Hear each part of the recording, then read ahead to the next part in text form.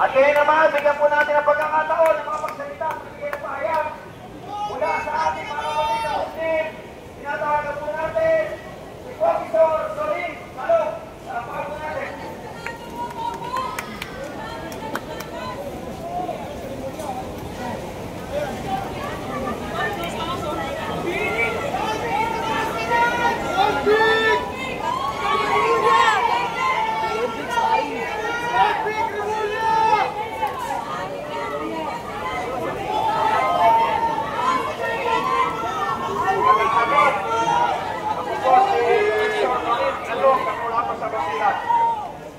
Dahil po sa pagmamahal sa bayan, iwan namin ang aming pamilya sa po sa ating pagmamahal.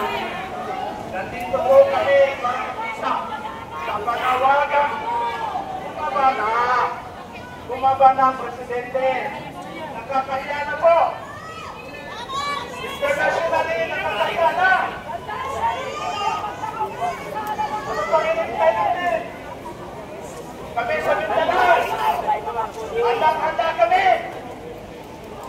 Umikot na kami at tinanong namin ang aming mga kababayan. Kinakahiyangan na namin sa Cavite. Kung sakali man, hindi ko po kami at tinanong namin ang aming mga kababayan lahat po sila isang ayon. Papayag po ba tayo na maghiwa-hiwalay tayo? Hindi po sa amin yun. Subalit po natin pag-usapan ito. Mayroon naman po sila na pwede tayo maghiwa-hiwalay politically, pero hindi naman territorially. Pwede po yun. Kaya na po ang sitwasyon natin. Mantakin ninyo. Mantakin ninyo. Ang dami na matalis na mga investor mula dito sa Isiyaw. Saan na lumipat? Lumipat sa amin! Sana! Nanawal ka nila. Ito po ang mensahe mula sa mga kapatid ninyo. Bakit? Kami po ay nakikisa sa panawagan na mag-iwasay muli ang ating bansa at maging proud tayo ipangalandakan sa mundo na tayo ay mga Pilipino.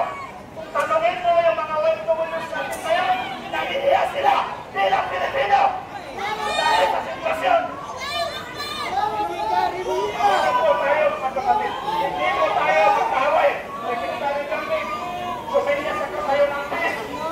Sinabot niya ang PIS. Magkakasawa tayo dito. Magkakapatid po tayo dito. Pero kilala niyo kami. Sino kami mga Mindanao? Mayroon kaming isang salita. Sana po, panalangin natin sa Diyos na magkakaisa tayo muli at gagabayan tayo muli. Mamulat yung mga leader natin. Mamulat sila. At sana po ay pupunta tayo sa isang direksyon na kung saan magkakaisa po tayo. Tingnan ninyo yung ginawa dito sa atin ngayon. This is a classic example of oppression. Why? Wala ko kami dalang anas. Kundi mga placards lang. Bakit ganito ang balikada? Parang kinulong nyo na rin magpahulo sa Malacanang. Wala kami dalang ano. Pumunta kami dito peacefully with our loving heart. With this country. Ako po, sabihin ko sa inyo, puro National Liberation Front member ako. Pagpatan po ako. Pagpatan ako. Tapos na yung away natin. Tapos na yung gera. Ang hangat namin ay kapayapaan. Subalit, paano natin maabot ang kapayapaan kung wala tayong magandang direksyon? Paano tayo magkakaroon ng magandang direksyon kung ang presidente natin may problema? Mga kapatid, sumisigaw man ako. Hindi po ako galit.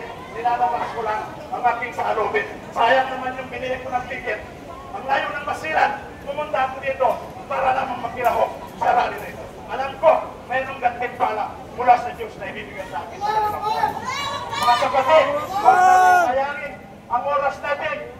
Nakakahiya na po ang isang Pilipinas sa international community. Huwag na tayo magkulang-kulangan. Magtulungan po tayo.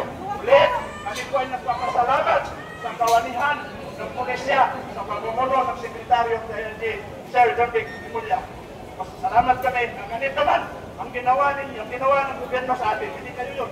Masangkapan lang kayo mga kapatid.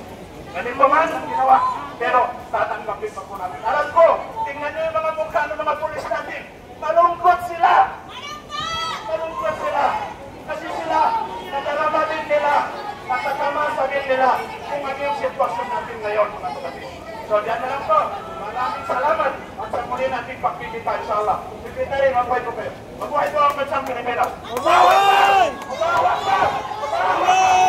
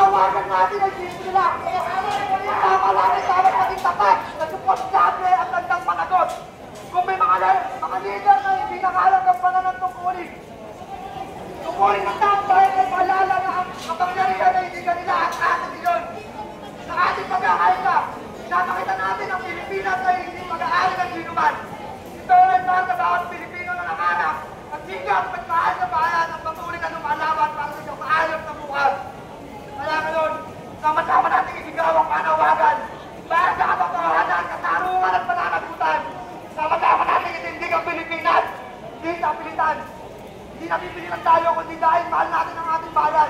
Maraming salamat sa magbuhayan sa bayan ng Pilipino.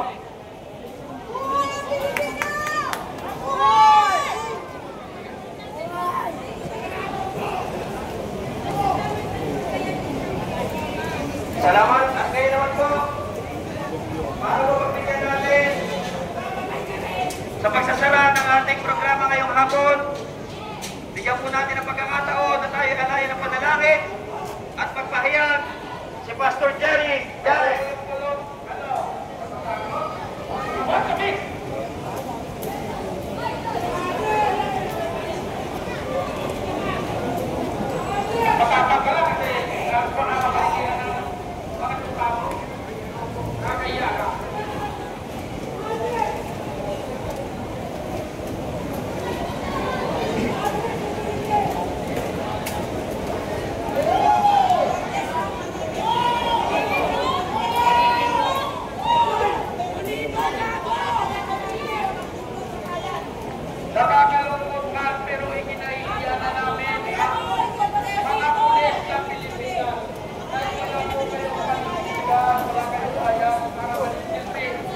Magandang hapon po, Ginoong Dominic Camarya. Salamat po. Dito po kayo para makinig. At kami po ay galing ko naman para iparamdam sa inyo.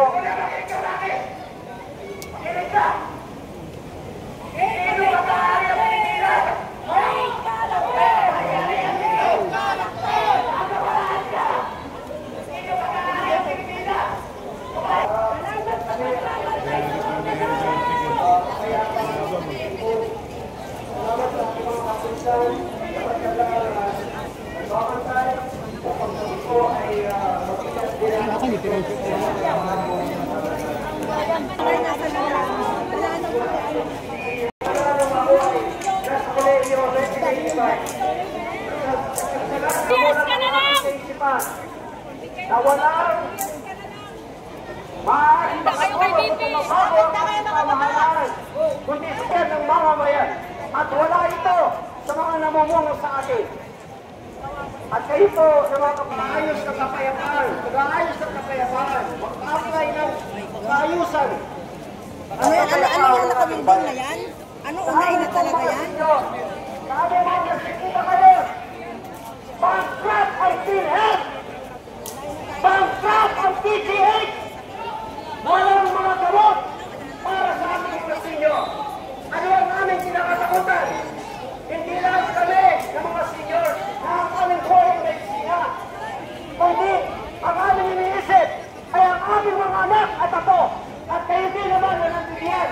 Malapit na rin kayo mag-senior. Ilang taon naman. At kayo din naman ay umaasa sa PhilHealth, sa mga gamot na nasa ating mga hospital. Ngunit tingnan niyo ang kalagayan ng ating mga hospital at ng ating mga paaralan para sa ating mga anak. Hindi ito nasusuportahan ng mabuti. Saksakan sila sa mga hospital. Puno-puno ang mga ward. Kayo rin ang mga magulang. Darating din ang araw na kayo ay manghihina. Magkakasakit at mga kailangan ng tulong. At hindi magpapata ang mga tao.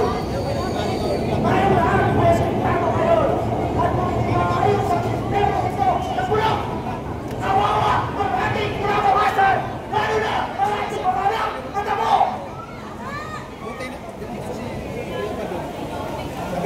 Ginawawa natin. Alam tayo ay mayroong sariling batas na kung saan dapat ay sundin. Siya rin ay senior na. 80 years old. Hindi kayo nahawa. Darating din ang araw kung anong ginawa niyo sa kapwa niyo. Yan din ang gagawin sa inyo. At maaaring sa nakatali ang inyong mga kamay. Kailangan sumunod sa batas. Ngunit nasaan mahabag natin sa ating mga senior?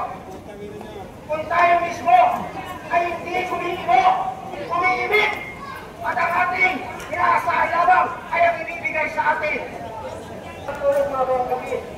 Mayroon niyo, pag-isipan ninyo ang kalagayan ng ating bansa. At ito po ang aking panalangin. Dahil piliin na tayo ay umuko at manalangin. Ama, wala kaming kapangyarihan sa aming mga kamay, kundi ang aming mga puso.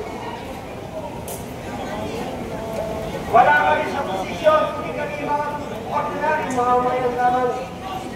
Umaasa lamang kami kung ano maaaring gawin sa amin ang aming pamahalaan at kung ano ang maaaring namin tulong sa pamahalaan.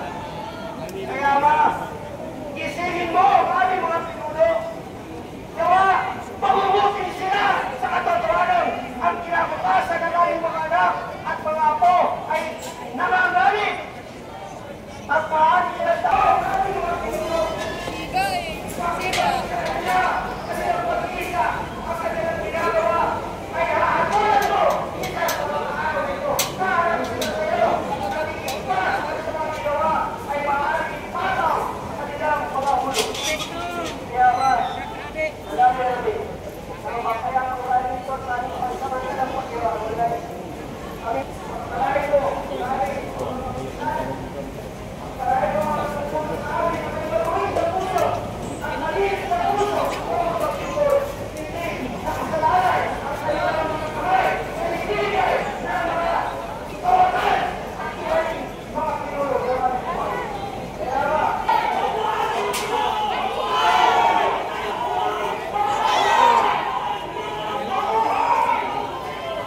Pakinig. Okay. Tayo po ay dumating dito na mapayapa at pinakinggan naman tayo. Tayo rin po ialis na mapayapa sa lugar na ito. Pantayan pa rin ninyo ang bawat isa sa ating pag-alis. Hayaan po natin na ang mga iniwang salita natin sa kanila ang isang gumising sa kanilang puso. Kaya alis po tayo ng mapayapa at hayaan natin ang Diyos at ang kapangyarihan na ibinigay ng batas sa atin bilang mapayapang bansa at malaya ay ating pagkatiwala sa Diyos. Yumawa po tayo ng mapayapa. Maraming salamat po.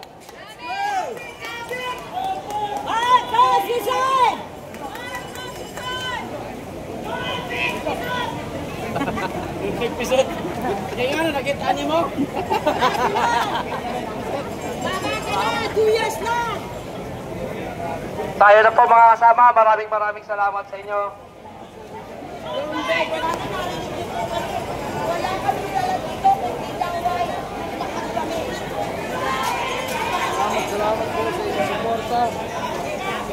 tumakas tayo dahil hindi naman tayo makakatalag.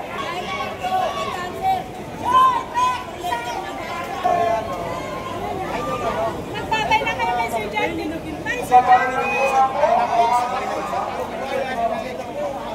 Bye-bye! Si Tatay Dulo!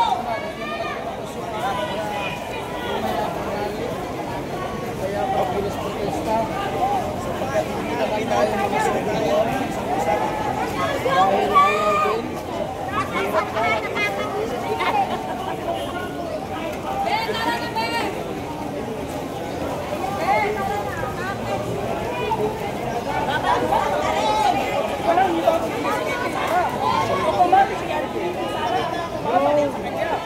hirap na dito pa sa bagay.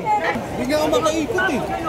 Sisigawan, may mga saliwanag, Sara ay mag-decide. Bakit? Alam nila na mapuputo ang mga sungay nila pag silipin sa langaw ko. Wala di sana ang pwede mangura ko. Tama! Bobo na lang di makakaintindi nun. Sabi siya! Kung gusto mo makipag-usap dyan, bitri mo din ang harapan sa taong bayan, gumawa ka dyan sa pwesto at explain mo sa taong bayan na ang amo mong bangag ay hindi bangag at hindi maniniwala ang taong bayan dyan bitri mo niya.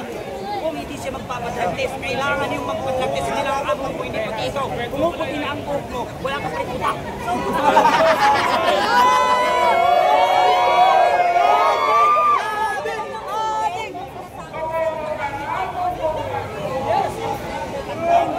Kung gusto nila, ang taong bayan ay maniwala pa sa kanila, kailangan nilang gawin yon para maipagkita ang bayan. Totoo na ang binibintang sa kanila ay hindi totoo. Wala yan! Token ang ilang ICI na yan!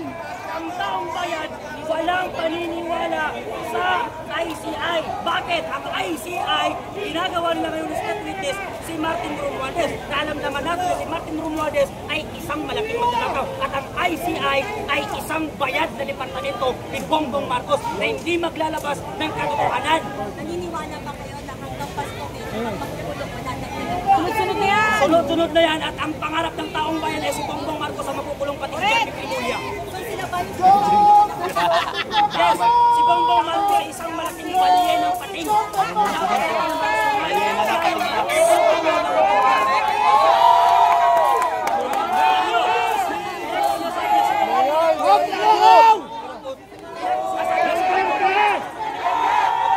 siya ang si Bongbong Marcos ngayon, si Johnny po lang mga makakapagturo kung sino ang mga kasabot at sino ang leader nila sa mga pagdalataw. At kinuha mismo doon, si Bongbong Marcos ay sangkot sa pagdalataw sa ating pilit. So yung panawagan yung ngayon, sumabasa ko. Yes, yan ang panawagan namin. Kung hindi makapalang pagmumukha mo Bongbong Marcos, bumaba ka na sa pwesto dahil buong sambayan ng Pilipino ang nagsisigaw ng Marcos inside, kaya dapat ka na bumaba sa pwesto mo. Yan, kung gusto mo na mahal mo ang pambayan at papaganda ang ating bansa, mas mainam na bumaba ka sa pwesto para maging peaceful ang ating bansa. Dahil nakakaya sa lahat ng mga Pilipino at nakakaya sa ibang bansa ng ating bansa. Ngayon ay kurakot at ang mundo sa ating iwas ng Ano no, ginagawa nga yan.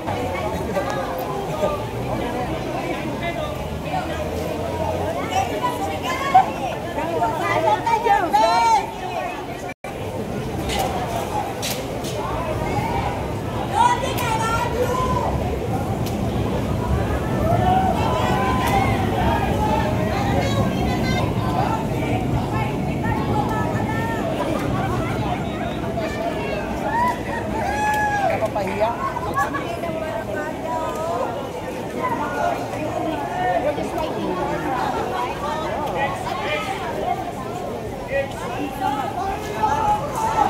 Mabuhay tayo!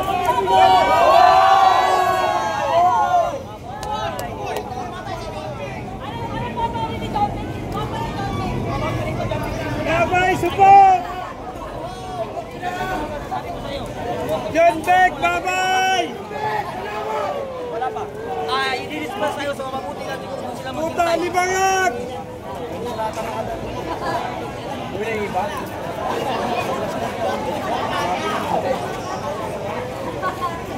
ginagawa ng